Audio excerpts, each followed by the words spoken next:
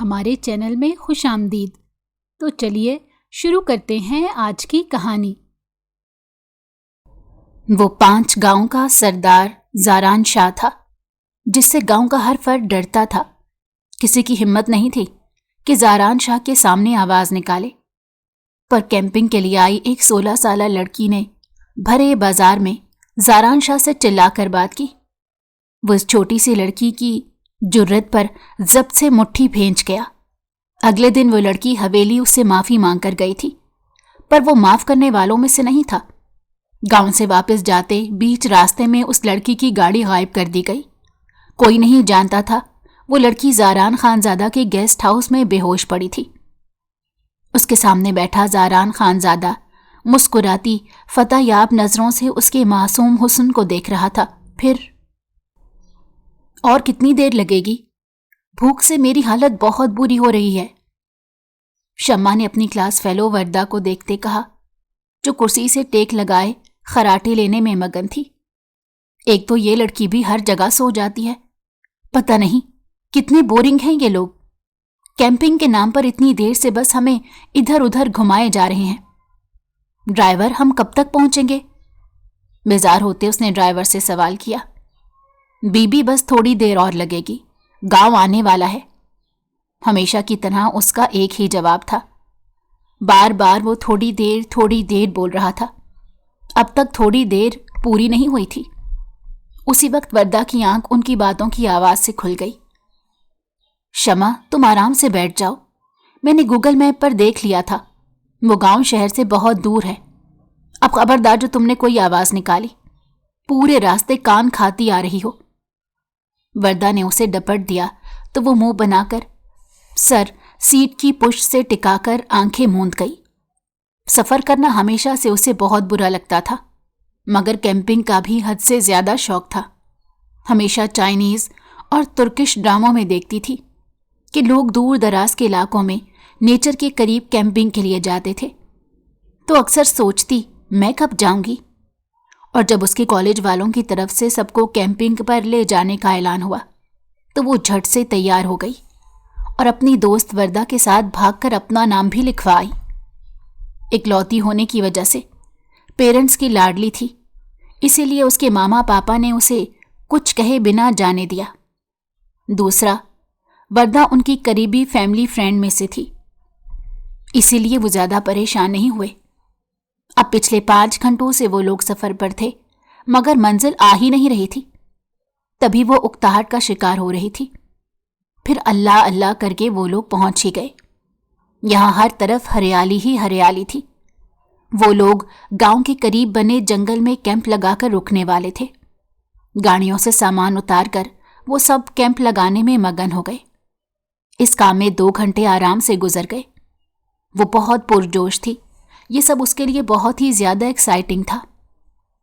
وہ اپنا کیمرہ نکالے ادھر ادھر گھومتے پکچرز بنا رہی تھی۔ جب وہ لوگ یہاں پہنچے تھے تب دن کے 12 بج رہے تھے۔ کیمپ لگانے کے بعد سب کو بھوک لگنے لگی تو وہیں لکڑیاں جمع کر کے انہیں جلا کر کھانا بنانے کا بندوبست کرنا شروع کر دیا گیا۔ کھانا کھا کر وہ وردہ کے ساتھ ارد گرد گھومنے نکل گئی۔ وردہ نے اسے ہدایت کی کہ زیادہ آگے نہیں جانا۔ وہ اس سے عمر میں بڑی تھی، اس لیے ذمہ داری کا احساس بھی تھا۔ یہاں کی تازہ ہوا اسے بہت سکون دے رہی تھی۔ پھر وہ لوگ گائیڈ کی رہنمائی میں جنگل کے آس پاس کا علاقہ گھومنے نکل گئے۔ وہ لوگ یہاں 4 دن کے لیے آئے تھے، آج پہلا دن تھا، اسی لیے وہ زیادہ دور تک نہیں گئے۔ شام تک آس پاس کا علاقہ گھوم کر وہ لوگ واپس آ گئے۔ رات کا کھانا کھا کر وہ وردہ کے ساتھ بیٹھ کر باتیں کرنے لگی۔ کیمپ کے باہر ہی لکڑیاں جلا کر وہ لوگ بیٹھ گئے۔ وہاں تھوڑی ٹھنڈ ہو رہی تھی، اسی لیے اس نے شال کاندھوں پر رکھی تھی۔ ہاتھ میں کافی کا مگ پکڑے وہ وردہ سے باتوں میں مگن تھی۔ تبھی انہیں کسی جانور کی آواز سنائی دی۔ گائیڈ نے انہیں پہلے ہی بتا دیا تھا، رات کو کبھی کبھار گیدڑ کی آواز آتی ہے، مگر گھبرانے کی بات نہیں، وہ یہاں نہیں آئیں گے۔ مگر اب اتنی رات کو اس خاموشی کو چیرتی گیدڑ کی آواز سن کر وہ دونوں گھبرا کر سب وہیں چھوڑ کر کیمپ کے اندر بھاگ گئیں اور اسے بند کر لیا۔ کافی دیر وہ گھبراتی رہیں، مگر फिर आवाजें आना बंद हो गईं तो वो भी सो गई। अगली सुबह सूरज निकलने से पहले ही वो उठ गई। वरदा भी उठ चुकी थी। इतने दिन बाद वो इतनी सुबह सुबह उठी थी, वरना घर में तो 8 बजे ही मुश्किल से उठती थी। आओ शमा, नाश्ता कर लो। वरदा ने उसे देखते ही आवाज दी। वो उसके करीब ही बैठ गई। नाश्ता करने के बाद वो दोनों जंगल में घूमने लगी। क्या ख्याल है, आज गांव का चक्कर लगाया जाए? गाइड ने बताया था यहाँ का गांव बहुत खूबसूरत है। शमा ने वरदा के साथ चलते कहा। हाँ, मैंने भी सुना है। आज जाते हैं गांव, मेरे साथ रहना, ये ना हो कि कहीं खो जाओ। उसने हिदायत देना जरूरी समझा, क्योंकि शमा काफी लाओबाली किस्म की लड़की थी। 9 बजे के करीब वो सब लोग गांव घूमने निकल पड़े। हर तरफ खेत खलियान थे। बीच में एक नहर बनी थी। बच्चे, औरतें, मर्द सब काम में मसरूफ थे। यहाँ एक बहुत बड़ा बाजार भी बना था, जहाँ से आसपास के गांव वाले भी खरीदारी करते थे। यहाँ इस वक्त भी काफी गहमा गहमी थी। वो लोग एक एक जगह बहुत शौक से घूम रहे थे। वो कुछ किसानों के पास जाकर उनसे सवालात करने लगी और अपने कैमरे की आंख में उनके खेतों की तस्वीर कैद करने लगी। वरदा उसे रोक रही थी कि उनके खेतों में मत जाओ, कहीं फसल ना खराब हो जाए, मगर वो ये सब देखकर इतनी दीवानी हो गई कि उसकी कोई बात ही नहीं सुन रही थी। पूरा दिन उसने खूब मज़े में गुजारा। उसके बाद थके हारे वो लोग वापस कैंप पहुंचे तो मगरिब की अजानें हो रही थी। रात का खाना गांव वालों की तरफ से भिजवाया गया था। खाना बहुत लजीज था। उन सब ने पेट भर कर खाया। फिर वो अंदर लेटकर मोबाइल यूज़ करने लगी। यहाँ बहुत जल्दी नींद आ जाती थी, इसीलिए कुछ ही देर में वो गहरी नींद में चली गई। सुबह उसकी आंख खुली तो सब लोग सो रहे थे। बाहर आकर उसने जल्दी से अपने लिए कॉफ़ी बनाई और मग हाथ में लेकर शॉल कांधों पर ओढ़े इधर उधर घूमने लगी। कुछ देर में वरदा भी उठ गई तो उसे ढूंढते हुए वहां आ गई। शमा, तुम यहाँ क्या कर रही हो? सब नाश्ते पर तुम्हारा वेट कर रहे हैं। उसे एक पत्थर पर बैठे देखकर वरदा ने उसे आवाज दी। वो पास पड़ा खाली मग उठाकर उसके पीछे कैंप आ गई। नाश्ता करके वो आज फिर वरदा के साथ गांव की तरफ चली आई। उसे ये गांव हद से ज्यादा पसंद आया था। वो यहाँ से दूर नहीं जाना चाहती थी। उसका बस चलता तो वो यहीं रह जाती, मगर वो अच्छे से जानती थी कि ये मुमकिन नहीं है। वापस तो जाना ही था। पीछे दिन ही कितने बचे थे। आओ यार, बाजार से कुछ खरीदें। कई घंटे घूमने के बाद दोपहर में वो वरदा का हाथ पकड़े जबरदस्ती उसे गांव के मरकजी बाजार में ले आई, जहां मुख्तलिफ चीज़ों के स्टॉल लगे हुए थे। वो एक चूड़ियों के स्टॉल पर आकर रुक गई। वरदा ने उसे कहा, तुम चूड़ियाँ देखो, मैं कुछ देर में आती हूँ। हमारी क्लास की एक लड़की मुझे बुला रही थी, लेकिन देखो कहीं जाना मत, यहीं रहना। मैं बस यूं गई और यूं आई। वो उसे हिदायत देती चली गई। शमा स्टॉल पर खड़ी होकर चूड़ियाँ देखने में मगन हो गई। एक स्याह रंग की चूड़ियाँ उसे बहुत पसंद आई थीं। उसने वो चूड़ियाँ हाथ में पहन कर देखी तो उसे बिल्कुल फिट थीं। उसने जल्दी से ढेर सारी चूड़ियाँ दुकानदार को पैक करने को कहा और साथ ही कुछ क्लिप्स वगैरह भी देखने लगी। उसने कुछ चीज़ें और भी खरीदी। उसका बस नहीं चल रहा था कि सारी चीज़ें खरीद ले, क्योंकि ये सब उसे बहुत प्यारा लग रहा था। उसने चूड़ियों वाले से कहा, आप इन्हें एक तरफ रख दें, मैं बाजार से कुछ और सामान खरीद लूं, फिर जाते हुए आपसे ले लूंगी। उसे डर था कि चूड़ियाँ कहीं उसके हाथ से गिरकर टूट ना जाएं, इसीलिए उसने चूड़ियों वाले के पास ही रखवा दिया। फिर तकरीबन 1 घंटा वो बाजार घूमती रही। मज़ीद कुछ चीज़ें खरीदी। फिर तमाम खरीदारी मुकम्मल करने के बाद वो वरदा का इंतज़ार करने लगी, लेकिन वो न जाने कहाँ रह गई थी, अब तक आई नहीं थी। चलो मैं खुद ही चली जाती हूँ, वो कैंप वापस आ जाएगी, तब उसे अपनी चीज़ें दिखाऊंगी। यही सोचते वो चूड़ियों वाले के पास आई और उससे अपनी चूड़ियाँ ले ली। वो चूड़ियाँ लेकर मुड़ी ही थी कि अचानक से बहुत ज़ोर से किसी से टकराई थी। क्या मुसीबत है? उसके हाथ से सारी चूड़ियाँ गिरकर टूट गईं। उसने सामने खड़े शख्स की तरफ देखा, जिसने सफ़ेद कुर्ता पहन रखा था और कांधे के एक तरफ शॉल लटका रखी थी। यूं खड़े खड़े क्या देख रहे हो? शर्म नहीं आती? लड़की को देखते हो? हटो यहाँ से।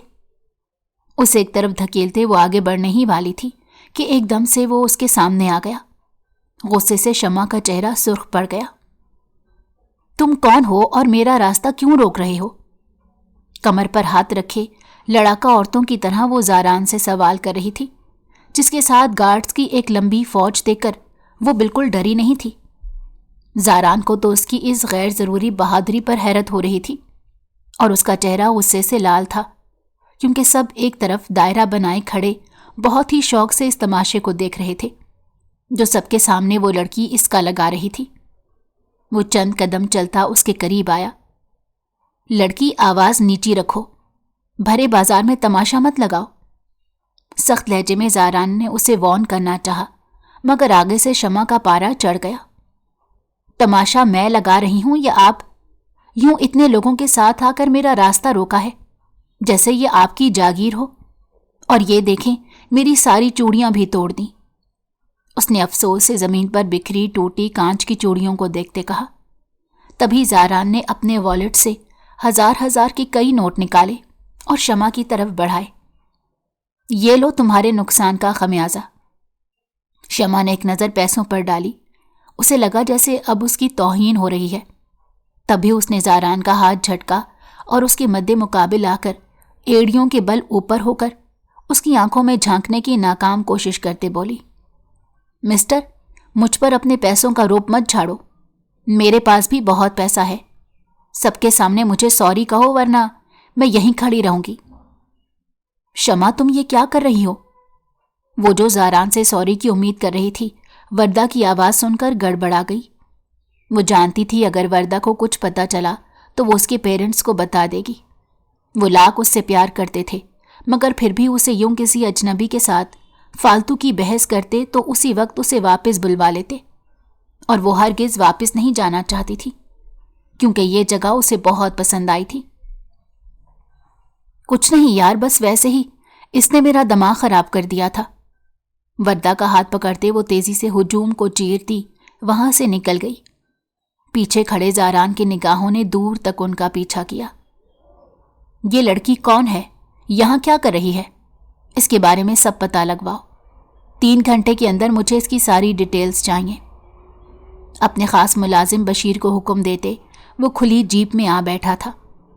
बैठते ही उसने ड्राइवर से जीप आगे बढ़ाने का कहा। सारा रास्ता उसका मूड खराब रहा था। तुम उसके साथ बहस क्यों कर रही थी? क्या बात हुई थी, बताओ मुझे। वर्दा ने सख्त लहजे में उससे सवाल किया तो वो साफ मुकर गई।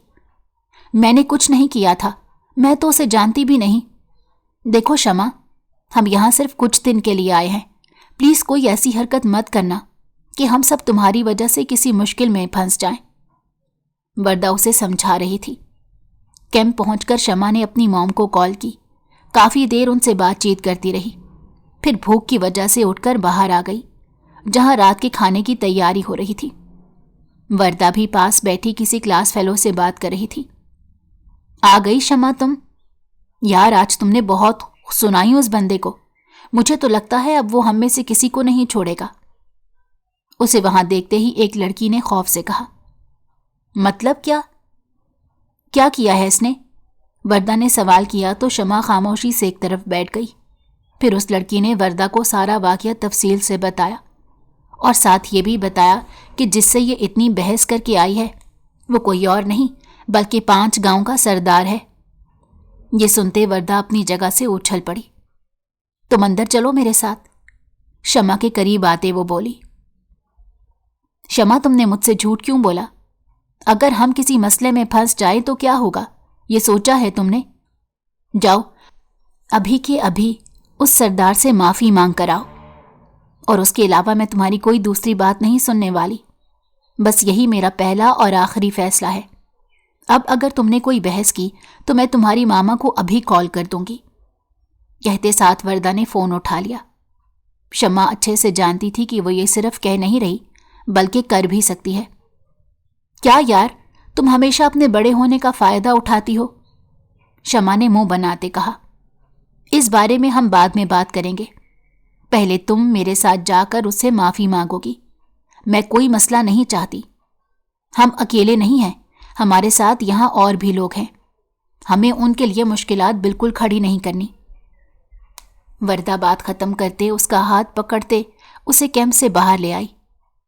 ہم تھوڑی دیر میں آتے ہیں، اس نے سب سے کہا اور اسے لیے ایک طرف کو چل پڑی۔ اس وقت شام کے سائے چاروں اور پھیل رہے تھے۔ وردہ کو اچھے سے اندازہ تھا کہ سردار کی حویلی تک پہنچنے انہیں رات ہو جائے گی، کیونکہ حویلی یہاں سے بہت دور تھی۔ ان دونوں کے پاس کوئی گاڑی وغیرہ بھی نہیں تھی جو جنگل سے انہیں بحفاظت حویلی تک پہنچا دیتی۔ نہ ہی دونوں کو حویلی کا راستہ پتا تھا، مگر وہ دونوں اس انجان راستے پر چلتی جا رہی تھی۔ بیچ میں انہیں کچھ کسان ملے جو کھیتوں میں کام مکمل کرنے کے بعد اندھیرا ہو جانے پر اپنے گھروں کی طرف لوٹ رہے تھے۔ وردہ نے ایک دو کسانوں کو روک کر حویلی کا راستہ پوچھا اور پھر ان کے بتائے راستے پر شمع کو لیے جلنے لگی۔ وردہ، ہمیں اور کتنی دیر لگے گی؟ مجھے نہیں لگتا کہ اس اندھیرے میں ہمیں حویلی ملے گی، یہ نہ ہو ہم کسی اور مصیبت میں پھنس جائیں۔ شمع اب صحیح معنوں میں پریشان ہو رہی تھی۔ جو مصیبت تم نے ہمارے سر پر ڈالی ہے اس سے بڑی کوئی مصیبت نہیں۔ پتہ نہیں یہ لوگ ہمیں یہاں رکنے بھی دیں گے یا نہیں۔ اگر تم نے معافی نہ مانگی تو سارے کیمپ والوں کو اس کا خمیازہ بھگتنا پڑے گا۔ اب تمہیں ہر حال میں اسی اندھیرے میں چل کر حویلی جانا ہوگا۔ وردہ کا لہجہ ویسا کا ویسا ہی تھا۔ وہ بہت ہی سخت لہجے میں اس سے بات کر رہی تھی۔ شمع اس کا غصہ دیکھ کر خاموش ہو گئی۔ چلتے چلتے انہیں تقریباً آدھے گھنٹے سے زیادہ کا وقت ہو گیا تھا، مگر اب تک حویلی نہیں آئی تھی۔ اب تو شمع کے پاؤں میں بھی درد ہونے لگا تھا، لیکن وہ وردہ کو رک جانے کا کہہ کر اسے مزید غصہ نہیں دلانا چاہتی تھی۔ تھوڑی دور سے ہی انہیں حویلی کی روشنی نظر آنا شروع ہو گئی۔ وردہ کے چہرے پر فوراً امید کے تاثرات ابھر آئے۔ دیکھو، وہ رہی حویلی۔ اب ہمیں مزید دیر نہیں کرنی چاہیے، چلو تیز چلو۔ کہتے ساتھ اس نے شمع کا ہاتھ پکڑ کر تیز تیز چلنا شروع کر دیا۔ حویلی تک پہنچتے پہنچتے ان دونوں کا سانس پھول چکا تھا، دونوں ہلکان ہو رہی تھی۔ وہ حویلی تو پوری طرح سے روشنیوں میں نہائی ہوئی تھی، یوں لگتا تھا جیسے یہاں کسی شادی کا سماں بندھا ہو۔ یار، یہ حویلی کو اتنی سجی ہوئی ہے، کیا یہاں کوئی تقریب ہو رہی ہے؟ شمع نے وردہ کو دیکھتے کہا۔ مجھے نہیں پتا، تم ان سب چیزوں کو چھوڑو اور اندر جا کر سردار سے معافی مانگ کر آؤ۔ یہ کہتے شمع نے اسے حویلی کے مرکزی دروازے کی طرف دھکیل دیا۔ خود وہ کچھ فاصلے پر ایک درخت کی اوٹ میں کھڑی تھی تاکہ کسی کی بھی نظروں میں نہ آ سکے۔ وہاں جگہ جگہ پہرے دار کھڑے تھے۔ شمع کو یوں اچانک اپنے سامنے دیکھ کر حیرت سے اس کے قریب آئے۔ جی بی بی، یہاں کیا لینے آئی ہو؟ وہ کچھ فاصلے پر کھڑے تھے۔ شمع کو سمجھ نہیں آ رہا تھا کہ کیا کہے۔ پھر اس نے اپنی ہمت جمع کرتے کہا، میں سردار سے ملنے آئی ہوں، ان سے کسی معاملے پر بہت اہم بات کرنی ہے۔ وہ کافی ہکلا کر بول رہی تھی۔ پہرے دار نے اسے اوپر سے نیچے تک دیکھا۔ بی بی، اس وقت سردار ملتے نہیں ہیں، کل دوپہر میں آنا، یہ ملاقات کا وقت نہیں ہے، یہ ان کے آرام کا وقت ہے، ابھی جاؤ۔ یہ کہہ کر وہ واپس مڑ گیا، لیکن شمع اب ڈٹ کر وہیں کھڑی ہو گئی۔ میں نے کہا ہے نا مجھے ابھی ملنا ہے تو مطلب ابھی ملنا ہے۔ تم اپنے سردار کو بلاؤ، وہ مجھے پہچان جائیں گے، اور اگر تم نے مجھے اب دوبارہ روکا تو میں چلا کر سب کو اکٹھا کر لوں گی، اور جب سردار کو پتا چلے گا کہ میں یہاں آئی ہوں اور تم نے مجھے روکا ہے تو تمہارا بہت برا حشر ہوگا۔ وہ بول تو ایسے رہی تھی جیسے صدیوں سے یہیں پر رہتی ہو اور سردار زاران کی چہیتی ہو۔ پہرے دار نے جب دیکھا کہ وہ مسئلہ کھڑا کر رہی ہے تو اسے اپنے ساتھ کھڑے دوسرے ساتھی کو اشارہ کرتے کہا، جاؤ سردار کو اطلاع دے کر آؤ۔ وہ اندر چلا گیا۔ شمع وہیں کھڑے ہو کر انتظار کرنے لگی۔ دور کھڑی وردہ بے چینی سے ان کی طرف دیکھ رہی تھی۔ یہاں سے اسے سنائی نہیں دے رہا تھا کہ ان دونوں کے بیچ کیا بات ہو رہی ہے، لیکن وہ دل ہی دل میں دعا کر رہی تھی کہ سردار سے ملاقات ہو جائے اور شمع ان سے معافی مانگ لے۔ یوں سارا معاملہ ختم ہو جائے گا۔ تھوڑی دیر بعد جو پہرے دار اندر گیا تھا وہ باہر آتا نظر آیا۔ اس نے باہر کھڑے پہرے دار کے کان میں کچھ کہا तो चंद लम्हे वो शमा को घूरता रहा और फिर कहा, आएं, मेरे पीछे चलें, मैं आपको सरदार तक पहुंचा देता हूं। शमा धीरे से कदम उठाती उसके पीछे चलने लगी। मर्दा ने शुक्र का सांस लिया। पहरेदार हवेली के पिछले हिस्से पर जाकर रुक गया।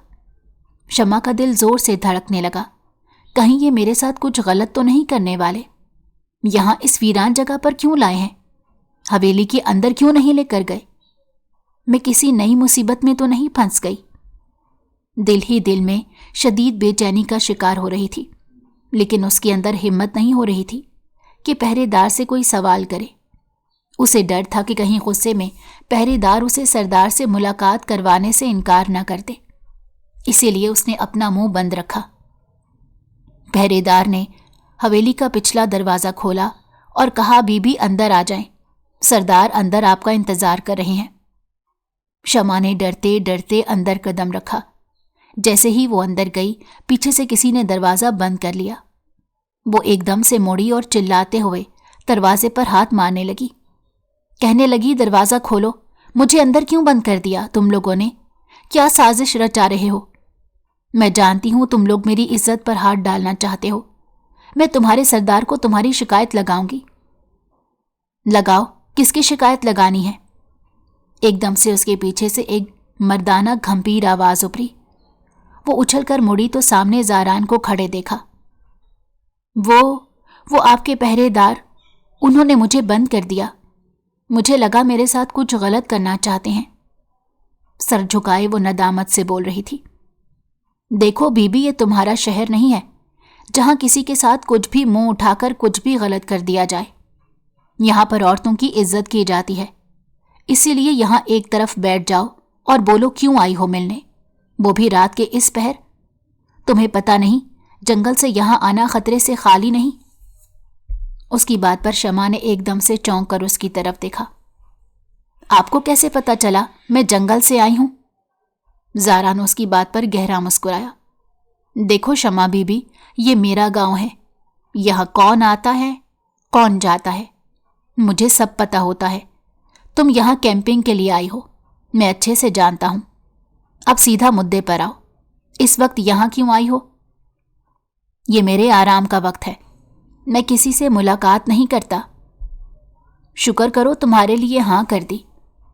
टांग पर टांग रखे बोलता शमा को वो एकदम जहर लगा, मगर फिर बाहर खड़ी वर्दा का ख्याल आया जो बिना बात सुलझाए उसे वापस नहीं जाने वाली थी। झट उसने अपने चेहरे के तासुरात नॉर्मल किए और फौरन से बोली, वो दरअसल मैं आपसे यहाँ माफ़ी मांगने आई थी। दोपहर को जो कुछ भी हुआ वो सब मेरी गलती थी। मुझे यूं सबके सामने आप पर चिल्लाना नहीं चाहिए था। सर झुकाए उंगलियां चटखाते वो खजालत का शिकार लग रही थी। ज़ारान कुछ देर बहुत ही गहरी नज़रों से उसे देखता रहा, फिर बोला तो उसकी आवाज़ काफ़ी गंभीर थी। ठीक है, जाओ, मैंने माफ़ कर दिया। अब मेरे सोने का वक्त है, तुम भी जाओ। मैं किसी से कह देता हूँ तुम्हें छोड़ आए, क्योंकि इतनी रात को अकेले जाना मुनासिब नहीं है। ये कहते उसने एक पहरेदार को आवाज़ देकर हिदायत दी कि लड़कियों को बाहिफाजत कैंप तक पहुँचाओ। शमा को हैरत का शदीद झटका लगा।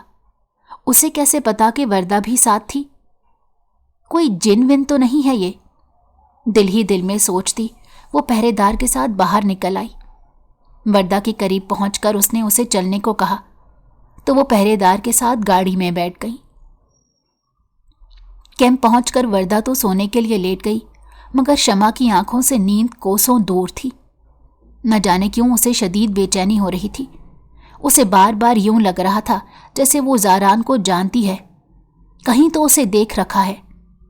दिन में उसे बहस करते उसने बिल्कुल ध्यान नहीं दिया था, मगर अब जब वो उसे मिली थी तो उसका टांग पर टांग रखकर मुस्कुराना इसे खटक रहा था। और वो जो उसके दाएं गाल पर गढ़ा सा बनता था, इसे यूं लगा जैसे वो किसी से बहुत ज्यादा मिलता है, मगर किससे आखिर? यही तो शमा को समझ नहीं आ रही थी। शायद मैं कुछ ज्यादा ही सोच रही हूं। अभी सो जाती हूं, सुबह उठकर गांव वालों से इस बारे में बात करके देखूंगी, शायद कुछ पता चल जाए। दिल ही दिल में इरादा बांधते वो सोने की कोशिश करने लगी। सुबह उसकी आंख किसी अजीब से शोर से खुली थी, जैसे कोई अफरा तफरी मची हो। मंदी मंदी आंखों को बमुश्किल खोलती वो कैंप से बाहर आई तो देखा सामने सब लोग कहीं जाने की तैयारी कर रहे थे। वर्दा भी अपना हैंड बैग बंद कर रही थी। वो हैरत का शिकार होती वर्दा के करीब आई। यार क्या हुआ, सब खैरियत तो है? तुम सब कहाँ जा रहे हो? उसने वर्दा से सवाल किया। उठ गई तुम? कितनी देर से तुम्हें जगा रही थी। चलो अब उठ ही गई हो तो जल्दी से ज़रूरी चीज़ें ले लो। हम सब गांव के फार्म हाउस की सैर को जा रहे हैं। तुम्हें पता है, सुबह सवेरे सरदार ने हम सबको फार्म हाउस घूमने की दावत दी है। मैं तो सोच भी नहीं सकती थी कि यहाँ कोई फार्म हाउस भी है। अच्छा, मैं तैयार होकर आती हूँ, फिर चलते हैं। वो फौरन से अंदर दौड़ी। जल्दी से फ्रेश होकर अपना छोटा सा बैग पैक रेडी करके बाहर आ गई, क्योंकि वर्दा ने उसे बताया था कि वहाँ काफ़ी टाइम लग जाना है, इसलिए ज़रूरत की चीज़ें पास रख लो। थोड़ी देर में कुछ गाड़ियाँ ज़ारान की तरफ से भिजवा दी गई। वो सब उनमें बैठकर फार्म हाउस की तरफ निकल गए। फार्म हाउस लगभग 2 घंटे के फासले पर था। शमा सोच भी नहीं सकती थी कि ये गांव इतना बड़ा और वसी है। वो लोग जब वहां पहुंचे तो हर तरफ हरियाली देखकर उसका मूड खुशगवार हो गया। वो झट अपना कैमरा निकालकर इर्द गिर्द की तस्वीरें उतारने लगी। देखो शमा, अब कोई नई हरकत मत कर देना। मैं जरा दूसरी तरफ घूम कर आ जाऊं, तुम यहीं रहना। वर्दा उसे सख्ती से हिदायत देती वहां से चली गई। मगर वो शमा ही क्या जो किसी की बात सुन ले। वर्दा के जाते ही वो फार्म हाउस का जायजा लेने लगी। उसी वक्त उसकी नज़र घोड़ों के अस्तबल पर पड़ी। उसे घोड़े हमेशा से बहुत पसंद थे। जब भी घर वालों के साथ मरी जाती थी तो घोड़े की सवारी ज़रूर करती थी। अभी घोड़े देखकर वो वर्दा की सारी हिदायत एक तरफ रखते तेजी से अस्तबल की तरफ बढ़ गई। सामने ही एक लंबी कतार थी घोड़ों की। वो एक एक करके सबको देख रही थी। उनमें से एक सफ़ेद घोड़े को देखकर वो रुक गई। वो उन सब में अलग अलग था, बहुत ही खूबसूरत, आंखें मोह लेने वाला। उसने उसे हाथ लगाना चाहा, मगर वो एकदम से बुदक कर पीछे हटा। उसी वक्त उसे अस्तबल से किसी की बातें करने की आवाज़ सुनाई। वो घबरा कर मुड़ी और इधर उधर देखने लगी, लेकिन उसे कोई नज़र नहीं आ रहा था। अस्तबल काफ़ी बड़ा था, शायद कोई अंदर मौजूद था। अगर किसी ने मुझे यूं घोड़े के पास देख लिया तो मेरी खैर नहीं। वैसे भी सरदार के साथ पहले ही मुठभेड़ हो चुकी है। अब कोई मजीद मसला खड़ा ना हो जाए, वरना वर्दा फौरन घर पर फ़ोन कर देगी। उसने वहाँ से खिसकना ही मुनासिब समझा, लेकिन उसी वक्त किसी के साथ ज़ोर से टकराई। कौन है, देखकर नहीं चल सकता? गुस्से से कहती अपना माथा मसलते उसने सर उठाकर देखा तो एकदम से उसकी ज़बान को ब्रेक लगा। सामने सरदार ज़ारान खड़ा गुस्से से उसे घूर रहा था। तुम यहाँ क्या कर रही हो? अंदर कैसे आई? इस अस्तबल में मेरी इजाज़त के बिना कोई नहीं आ सकता, और मैंने तुम उन लोगों के कैंप वालों को मना किया था कि अस्तबल में कोई ना आए, फिर यहाँ क्यों आई? वो शदीद गुस्से में कह रहा था। वो दरअसल में रास्ता भटक गई थी। उसने बहाना बनाना चाहा। रास्ता भटक गई थी या किसी और बहाने अंदर आई थी? निकलो यहां से फौरन। उसने शमा को वहां से भगा दिया। पता नहीं कैसा इंसान है, हर वक्त डांटता ही रहता है। कौन सा मैंने उसके घोड़ों को चुरा लिया? देखने ही तो आई थी। बस मुंह ही मुंह में बड़बड़ाती वो वर्दा के पास आ गई, जो उसका इंतजार कर रही थी। कहाँ चली गई थी तुम? कब से हम तुम्हारा वेट कर रहे हैं। चलो अब हम आस पास घूम लें, उसके बाद शाम का खाना यहीं पर खाएंगे। सरदार ने खाने का बंदोबस्त भी किया है। उनका कहना है हम उनके मेहमान हैं, इसीलिए अब वही हमारी खातिर मदारत करेंगे। वर्दा बहुत ही एहतराम से ज़ारान का जिक्र कर रही थी, लेकिन शमा का मूड बहुत ख़राब था। यहाँ सरदार ज़ारान को सब पसंद करते थे सिवाय शमा के। शमा को वो एक आंख नहीं भाया था। बाकी सारा वक्त उसका मूड ख़राब ही रहा। कैंप वापस पहुंचकर भी उसने वर्दा से कोई बात ना की और खामोशी से अपनी जगह जाकर लेट गई। आज उनका यहाँ आखिरी दिन था। कल सुबह उन लोगों ने यहाँ से शहर की तरफ निकल जाना था। शमा जो ये सोचकर गांव आई थी कि यहाँ कैंपिंग करके बहुत मज़ा आएगा, मगर उसके आखिरी दिन बहुत ही बुरे गुजरे थे। अब वो जल्द से जल्द वापस घर जाना चाहती थी और रात ही उसने अपनी सारी पैकिंग मुकम्मल कर ली। सुबह सवेरे ही वो लोग उठ गए, नाश्ता वगैरह किया और वापसी का सफ़र शुरू कर दिया। यहाँ से शहर का सफ़र काफ़ी लंबा था। बीच में वो एक होटल पर भी रुके। वरदा ने उससे कहा, तुम गाड़ी में ही मेरा इंतज़ार करो, मैं वॉशरूम से होकर आती हूँ। ड्राइवर फ़िलहाल गाड़ी में नहीं आया था। उस गाड़ी में सिर्फ वरदा और वही मौजूद थे। वो बेजार सी बैठी वरदा का इंतज़ार कर रही थी, लेकिन वो काफ़ी देर से आई ही नहीं। उसी वक्त ड्राइविंग सीट का दरवाज़ा खोलकर ड्राइवर अंदर बैठा। बीबी, अब चलने का वक्त हो गया है। वरदा बीबी ने कहा है वो दूसरी गाड़ी में आ जाएंगी। वो उसे इत्तला देता बिना कुछ कहने का मौका दिए तेज़ी से गाड़ी को आगे बढ़ा ले गया। उस वक्त शमा को एहसास हुआ था कि दूसरी गाड़ियां कब की निकल चुकी हैं। सिर्फ वही लोग इंतज़ार में बैठे थे। पता नहीं वरदा अकेली कैसे आएगी, कौन सी गाड़ी में आएगी। शायद पीछे कोई गाड़ी आ रही होगी। उसने दिल ही दिल में खुद को तसल्ली दी और एक मैसेज वरदा को सेंड कर दिया कि ध्यान से आना, शहर पहुंचकर मिलेंगे। लेकिन थोड़ा आगे पहुंचकर उसे अजीब सा महसूस होने लगा, क्योंकि उसे महसूस हो रहा था जिस रास्ते से वो लोग गांव से निकले तो उसी रास्ते पर गाड़ी वापस चल रही है। उसने ड्राइवर को रोका, तो मुझे कहाँ ले जा रहे हो? ये वो रास्ता तो नहीं जहां से हमें शहर जाना है। ड्राइवर ने कोई जवाब नहीं दिया। शमा ने दोबारा उसे पुकारा तो वो पीछे की तरफ मुड़ा और बोला, आराम से बैठ जाएं बीबी, परेशान ना हो। उसका चेहरा देखते ही शमा की हवाइयाँ उड़ गईं। वो इस शख्स को अच्छे से पहचानती थी। वो कोई और नहीं बल्कि ज़ारान का ही बंदा था। तुम मुझे कहाँ ले जा रहे हो? छोड़ो मुझे। वो ज़बरदस्ती उसे गाड़ी चलाने से रोकने लगी, लेकिन वो एक माहिर ड्राइवर था। फिर भी तेज़ी से ड्राइव करता जंगल के बिल्कुल पीछे आ गया। शमा ने इधर उधर देखकर जगह का अंदाज़ा लगाने की कोशिश की।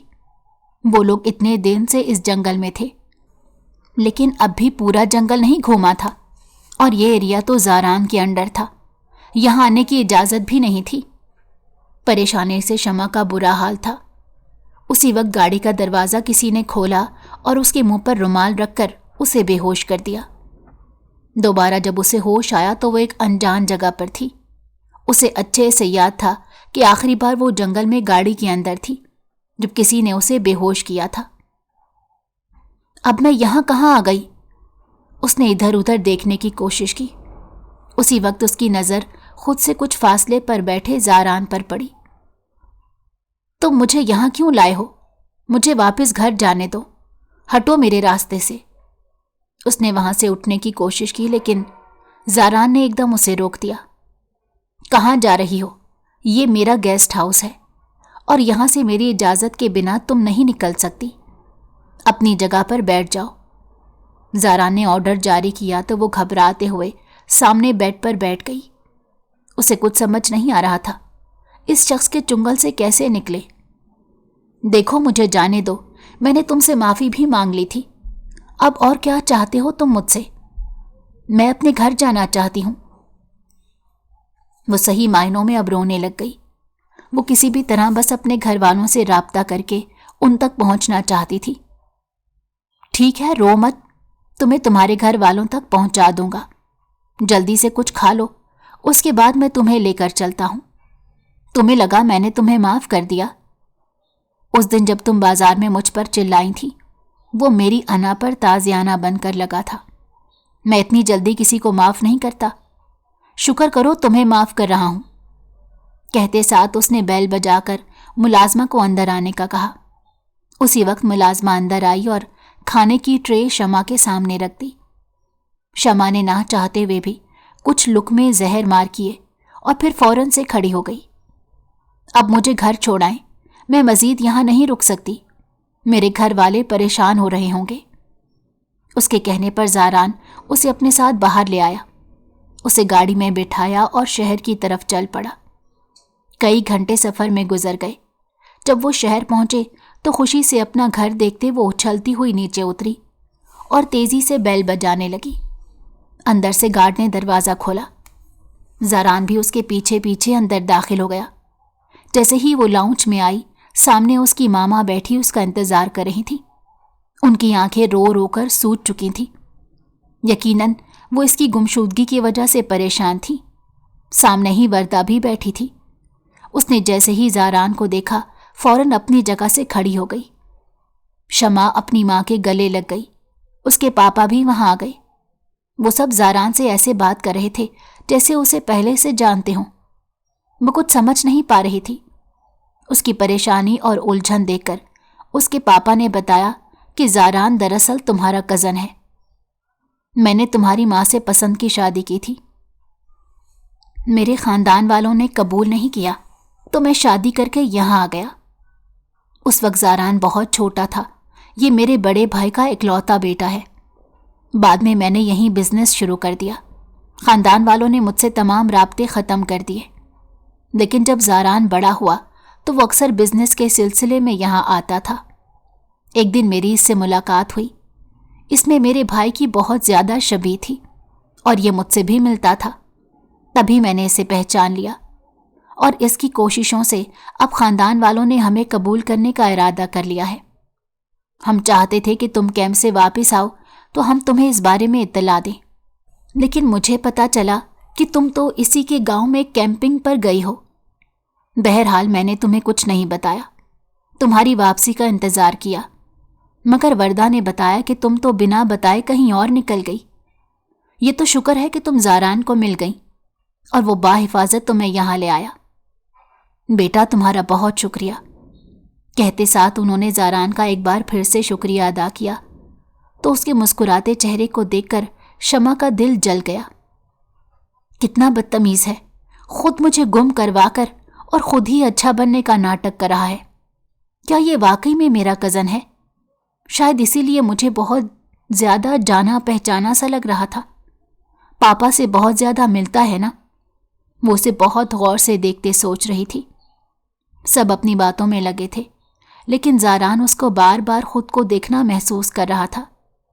تبھی چہرے پر مسکراہٹ سجائے ٹانگ پر ٹانگ رکھے اپنے مخصوص انداز میں مخاطب ہوا۔ کیا ہوا؟ مجھ سے محبت ہو گئی ہے جو اتنے غور سے دیکھ رہی ہو؟ محبت کرتی ہے میری جوتی۔ وہ پاؤں پر ٹختی ہوئی وہاں سے چلی گئی۔ بیٹا دیکھو، ہم نے سوچ سمجھ کر یہ فیصلہ کیا ہے۔ مجھے اتنے عرصے بعد اپنے خاندان کے ساتھ واپس ملنے کا موقع مل رہا ہے۔ بی جان چاہتی ہیں کہ تمہاری شادی زاران سے کر دی جائے، اسی لیے میں ہاں کرنے جا رہا ہوں۔ تم میری اکلوتی اولاد ہو، میں نے ہمیشہ تمہارا دھیان رکھا، تم میرے لیے اتنا سا نہیں کر سکتی؟ اس کے بابا نے اسے ایموشنل بلیک میل کرنے کی کوشش کی۔ پاپا آپ خود بتائیں، میں اس کھڑوس انسان سے کیسے شادی کر سکتی ہوں؟ مجھے وہ بالکل بھی پسند نہیں۔ آپ اس کے بجائے کسی لولے لنگڑے سے بھی میری شادی کر دیں تو میں ہنسی خوشی کر لوں گی، لیکن اس سے نہیں۔ اس نے صاف انکار کر دیا۔ دیکھو بیٹا، ہم تمہارے لیے اچھا فیصلہ کر رہے ہیں، وہ کوئی برا انسان نہیں ہے۔ پتہ نہیں تم کیوں اس کے بارے میں ایسی بات کر رہی ہو، ایسے نہیں بولتے۔ کل بی جان نے گھر پر بلایا ہے، وہاں تم نے اچھے سے پیش آنا ہے، وہی یہ رشتہ فائنل کریں گی۔ اب جلدی سے اپنی پیکنگ کر لو۔ وہ اپنا فیصلہ سنا کر اٹھ گئے۔ نہ چاہتے ہوئے بھی اس نے ان کی بات مانتے ہوئے پیکنگ کرنی پڑی۔ اب کی بار وہ گاؤں میں کسی اور حیثیت سے جا رہی تھی۔ وہاں موجود لوگوں کو پتہ چلا کہ وہ حویلی سے تعلق رکھتی ہے تو سب اس کی خوب عزت کرنے لگے۔ حویلی پہنچ کر اس کا سامنا زاران سے نہیں ہوا تو اس نے شکر ادا کیا۔ سب سے مل کر وہ ایک طرف بیٹھ گئی۔ سب اس کی اور زاران کی شادی کے بارے میں ہی بات کر رہے تھے۔ اس کی بہت سی کزنز وغیرہ بھی تھی جن سے مل کر اسے کافی اچھا لگا۔ یہ سب لوگ اتنے اچھے ہیں، نہ جانے زاران کس پر چلا گیا۔ دل ہی دل میں سوچتی وہ کڑ رہی تھی، کتنی اچھی زندگی تھی میری، اس کی وجہ سے ساری خراب ہو کر رہ گئی۔ رات کے کھانے پر جب سب نے ایک دفعہ پھر سے ان دونوں کی شادی کی بات چھیڑی تو اس نے دل ہی دل میں سوچا۔ اسی وقت زاران کرسی گھسیٹ کر اس کے سامنے بیٹھا تو وہ حیرت سے اسے دیکھ کر رہ گئی۔ اسے تو لگا تھا کہ وہ حویلی میں ہے ہی نہیں، لیکن وہ واپس آ گیا تھا۔ شمع کی تو ساری بھوک مٹ گئی۔ لیکن یوں سب کے سامنے سے اٹھ کر بھی نہیں جا سکتی تھی۔ زاران بہت ہی گہری نظروں سے اسے دیکھ رہا تھا۔ وہ جانتا تھا کہ رشتے کی بات چھڑنے کے بعد سے اس کا موڈ سخت خراب ہے۔ بہرحال بی جان نے کھانے کے ٹیبل پر اعلان کر دیا کہ کل شام کو ہی منگنی کر دی جائے گی اور پرسوں نکاح اور بارات ہوگی۔ سب نے ان کا فیصلہ مان لیا، لیکن اس کی ماما نے تھوڑا اعتراض کیا کہ اتنی جلدی کیسے تیاریاں ہوں گی، مگر بی جان نے یہ کہہ کر بات ختم کر دی، اتنا سا وقت کافی ہے، جو بھی چیز چاہیے ہوگی زاران لے کر آ جائے گا، نہیں تو تم لوگوں کو ساتھ لے جائے گا، جا کر شاپنگ کر کے آ جانا، زیادہ وقت ضائع نہیں کرنا ہے۔ زاران تو اس شادی سے بہت زیادہ خوش تھا۔ ایک تو اسے اپنے چچا بہت پسند تھے، اور دوسرا ان کی یہ نٹ کھٹ سی بیٹی بھی بہت پسند آئی تھی۔ جب وہ یہاں کیمپ کے لیے آئی تھی تبھی وہ اسے پہچان گیا تھا، لیکن اس نے ظاہر نہیں کیا، جان پوچھ کر اسے تنگ کرتا رہا، مگر کبھی کبھی اس کی ہٹ درمی اسے غصہ دلا دیتی تھی۔ بہرحال اس نے شمع پر اس بات کو ظاہر ہی نہیں ہونے دیا کہ وہ اسے بے حد پسند کرتا ہے۔ اس کے سامنے وہ ایک غسیلا سردار بن کر رہتا۔ ماما، آپ پلیز پاپا کو سمجھائیں نا، اتنی جلدی شادی کرنے کی کیا ضرورت ہے؟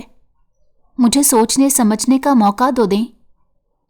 وہ اپنے کمرے میں بیٹھی اپنی ماما سے کہہ رہی تھی، لیکن انہوں نے اس کی بات کو رد کر دیا اور کہا بی جان نے جو فیصلہ کیا ہے وہ بالکل ٹھیک ہے۔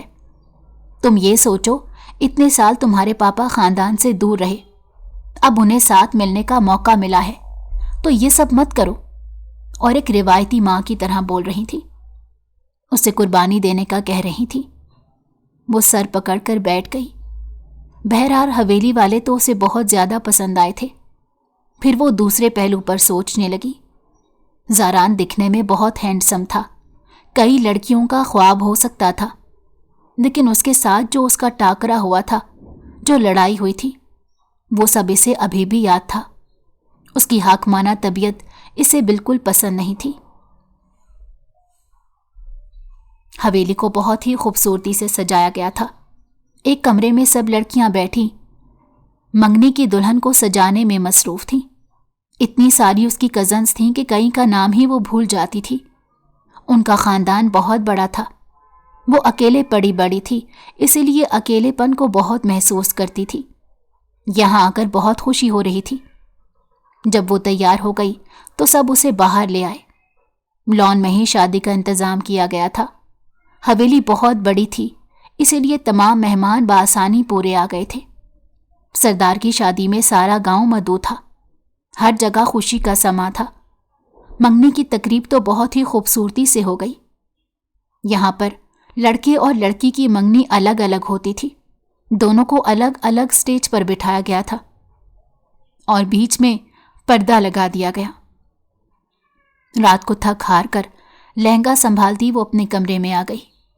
پوری رات اپنی انگلی میں پہنی اس ڈائمنڈ کی رنگ کو دیکھتی رہی جو اس کی بی جان نے پہنائی تھی۔ اگلے دن اس کا نکاح تھا۔ نکاح نامے پر سائن کرتے اس کے ہاتھ کام پہ تھے۔ سمجھ نہیں آ رہا تھا کہ یہ فیصلہ لے یا نہ لے، لیکن پھر اپنے ابا کو دیکھتے اس نے یہ فیصلہ لے لیا اور قبول ہے کہہ کر سائن کر دیے۔ وہ نہیں جانتی تھی کہ آگے کیا ہوگا اور زاران اس کے ساتھ کیسا سلوک کرے گا۔